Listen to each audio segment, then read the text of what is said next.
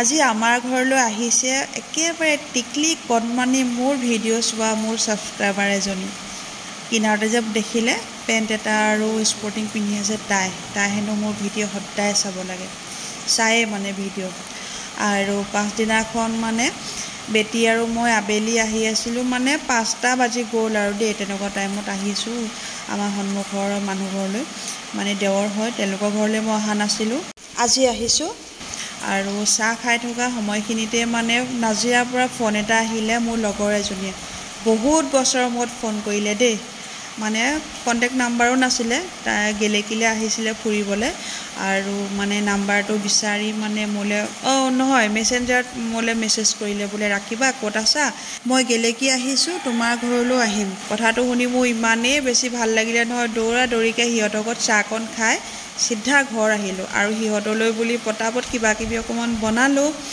আৰু মানে ইমান দিনৰ মূৰত যে লগ পাইছোঁ নহয়, বিয়া হ'ব পৰা মানে লগেই পোৱা নাছিলোঁ, মানে হায়াৰ ছেকেণ্ডেৰী পঢ়া মানে লৈকে তেতিয়ালৈকে মানে হায়াৰ ছেকেণ্ডেৰী নহয় মেট্ৰিক দিয়ালৈকে, তাৰ পাছৰ পৰা লগ হোৱা নাই দেই, মাত্ৰ এদিন মানে লগ পাইছিলোঁ মোৰ ফ্ৰেণ্ড এজনী বিয়াত, তাৰ পাছৰ পৰা লগ হোৱাই নাই। অহাৰ কাৰণে বহুত বেছি ভাল লাগিলে, আৰু অকণমান টাইম লৈ অহা হ'লে আৰু ভাল লাগিলে হয়। ইমান দিনৰ মূৰত যে লগৰবিলাক লগ পালে বহুত ভাল লাগে ন। তাই যোৱাগৈ টাইমত মনটো অকণমান মোৰ বেয়া লাগিছিলে, আকৌ আহিব আৰু তেতিয়া ভাল লাগিব। আৰু এয়া কঁঠাল, পাছদিনাখন ৰাতিপুৱা মই কঁঠাল এটা ভাঙি লৈছোঁ। আজি কঁঠাল খোৱা মানুহ ঘৰত কোনো নাই, অকল ময়ে খাম, আৰু গৰম লাগিলেও আজি কঁঠাল খাওঁ বুলিয়ে ভাবিছোঁ। দুদিনমানৰ আগত ভিডিঅ' এটাত পাইছিলোঁ কঁঠাল আৰু ৰুটিৰ লগত খোৱা, সেইদিনাখনৰ পৰাই মানে মই ভাবি আছোঁ কঁঠাল আৰু ৰুটি খাই কেনেকুৱা লাগিব। পূৰা দেশী ঘিতে 2টা পাৰঠা বনাই লৈছোঁ আৰু কঁঠালৰ লগত খাম বুলি, কিন্তু পাৰঠা এটাহে খাব পাৰিলোঁ দেই।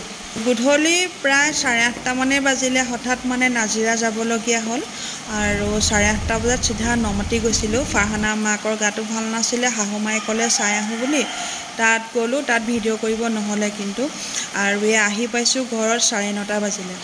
আজি মানে খুৰীহঁতক মাহঁতক মানে ভাতৰ দাৱাত কৰিছিলে, আৰু মোকো মাতিছিলে বনোৱা সিজোৱাত অকণমান লাগিবলৈ, কিন্তু মই যাবলৈ নহ'লে, হাজবেণ্ডটো ঘৰলৈ অহা দেৰি হ'ল, সেইটো কাৰণে মই যাব নোৱাৰিলোঁ।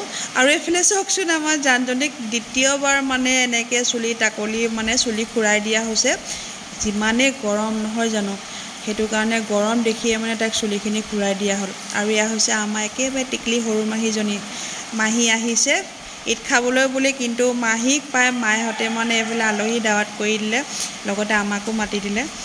আৰু এইফালে চাওকচোন আজিকালি ইমানেই মোবাইল চাই নহয়, কৈছোঁ নহয়, তাক মোবাইল এনেই থকা টাইমত মানে এনেই নাথাকে, আৰু ফ্ৰী টাইমখিনিত তাক মোবাইল লাগিবই।